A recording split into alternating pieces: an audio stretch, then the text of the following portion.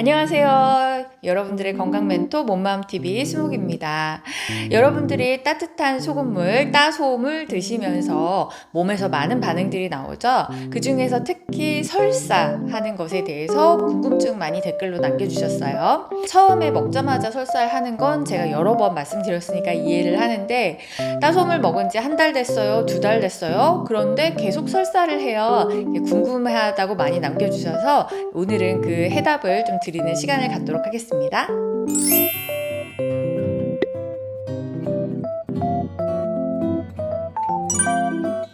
우선 따뜻한 소금물을 먹고 즉각적으로 설사를 하는 것은 장에 쌓여있던 장 독소가 나오는 경우가 대부분이에요. 그리고 우리가 이제 따소물을 먹게 되면 평소에 몸에 쌓여있는 독소들 있죠. 독소가 사실은 우리 몸에 들어오면 바로바로 몸 밖으로 배출이 돼야 되는데, 배출시킬 힘이 없기 때문에 몸 안에 계속 쌓여서 이제 병이 되고 질병이 되고, 또 독소 주변에 염증성 지방이 끼면서 살도 찌고 내장 지방이 쌓이게 되고 이런 문제들이 생기게 되는 거죠.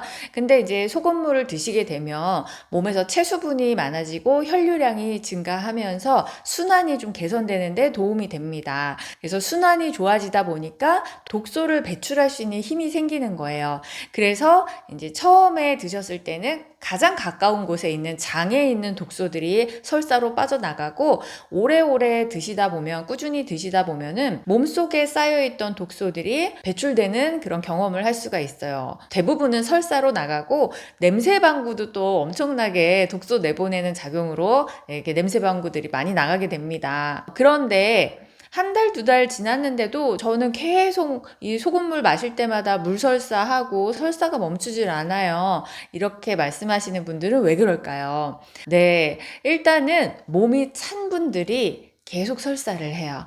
특히나 이 아랫배가 장이 차고 냉한 사람들, 그런 분들은 계속 이 몸속에서 소금물이 이렇게 제대로 흡수가 돼서 혈액이 되고 체수분이 돼서 몸에서 좋은 작용을 해야 되는데, 그걸 잘 받아들이지 못하고 계속해서 설사를 하는 경우가 있습니다.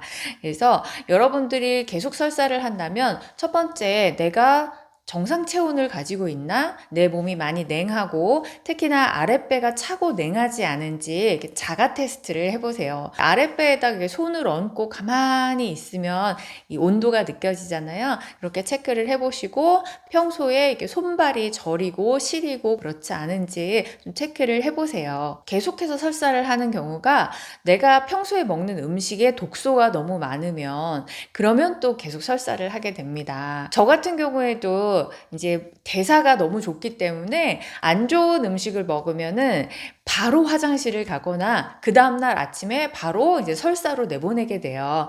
그래서 몸에서 독소를 내보내는 힘이 없을 때는 아무리 안 좋은 걸 먹어도 독소가 들어와도 내보내지 못하고 그냥 몸속에 쌓여 있으니까 설사를 한다거나 이런 것을 잘 못 느꼈는데, 오히려 이제 변비가 많아지겠죠. 장이 안 좋아지면서. 그런데 소금물을 먹게 되면 안 좋은 거를 먹으면 바로바로 내보낼 수 있는 힘이 있으니까 내가 먹은 거에 문제가 있는지 아닌지, 이게 좋은 음식인지 나쁜 음식인지가 바로 판명이 되죠.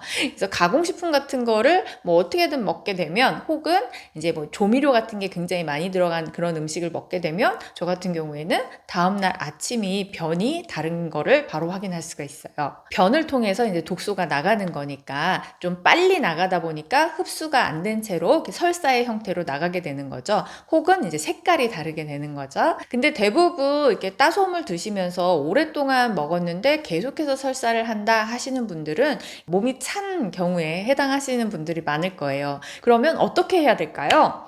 네, 일단은 차가운 거, 아이스 아메리카노라던가 냉콩국수, 지금 여름이니까 이런 차가운 거, 얼음, 이런 것들은 무조건 피해야죠.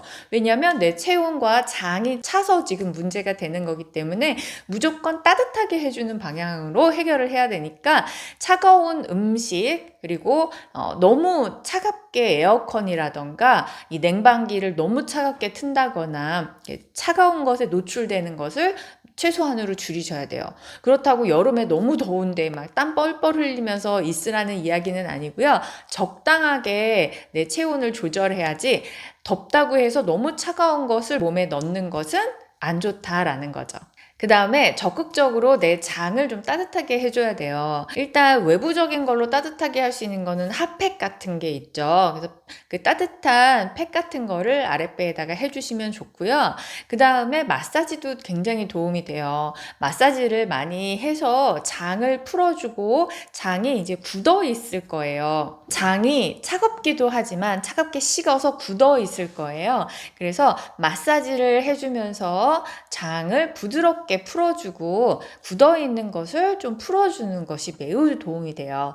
그래서 시간 나실 때마다 하시고 잠자기 전에 특히 하시고 매일매일 하시면 정말 큰 도움이 됩니다. 그 다음에 또 도움이 되는 것이 따뜻한 소금물 드시는 거. 그냥 소금물을 드시는 게 아니라 따뜻하게 드시면은 체온이 올라가는 데 도움이 되고 몸이 따뜻해지는 데 도움이 되잖아요. 그래서 따뜻한 소금물 혹은 따뜻한 국물 많이 드시는 거, 충분히 드시는 거 매우 중요하고, 그 다음에 장이 지금 차갑고 안 좋은 거기 때문에 장에 좋은 음식을 드시는 것도 아주 중요합니다. 대표적인 게 유산균 같은 영양제가 있고요. 그 다음에 뮤신 성분의 영양제 드시는 거 좋고요. 그리고 음식 중에 금의 기운, 이 장은 금이거든요. 목화토금수 중에 금의 기운을 가지고 있는 게 장이에요. 그래서 금의 기운을 가지고 있는 음식들, 생강차라거나 배, 무, 고추 이런 좀 매운 재료들 아니면은 이렇게 매운맛이 나는 과일이나 채소들 이런 것들을 드시는 게 좋습니다. 생강차 같은 거 굉장히 도움이 많이 돼요. 그리고 장 마사지를 할 때 검색을 좀 해보시면은 회맹판이라는 곳이 있어요. 장에서 이제 변의 흐름을 이렇게 제대로 되게끔 역류하지 않게끔 해주는 그런 판이거든요. 왜 위에도 그런 것이 있어요. 관략근처럼 있어서 이 위에 있는 이 관략근이 흐물흐물해지면 역류성 식도염이 되는 건데 장에서도 마찬가지로 그런 것이 있습니다. 그걸 회맹판이라고 하거든요. 그 부분을 또 마사지를 해주시는 게 또 도움이 돼요. 장을 전체적으로 따뜻하게 해주면서 손으로 마사지를 해주시고 손 힘이 많이 없으시면 괄사 같은 거 이런 도구를 쓰시는 것도 좋습니다. 그럴 때 이렇게 골고루 해주세요. 장부터 해서 위와 연결된 부위까지 골고루 마사지를 해주시고 특히나 회맹판이라는 곳을 검색하셔서 그 부분을 잘 마사지를 해주시면 도움이 많이 되실 거예요. 네, 여러분. 우리 몸에서 나오는 반응들은 지금 내 몸 상태가 어떤지를 말해주는 거예요. 내가 자꾸 설사를 하니까 소금물 나한테 안 맞는 건가? 먹지 말까? 이렇게 걱정하지 마시고요.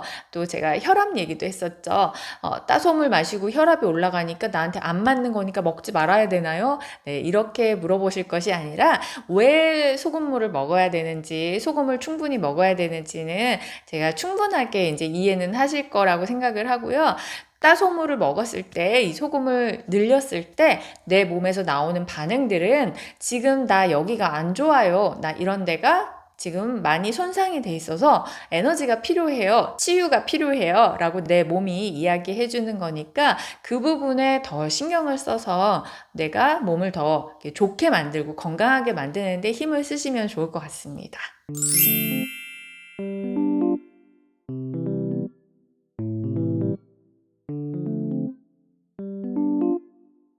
네, 언제나 건강하시고 행복하시고 원하는 일 마음껏 하면서 행복한 인생 사시기를 응원하겠습니다. 감사합니다.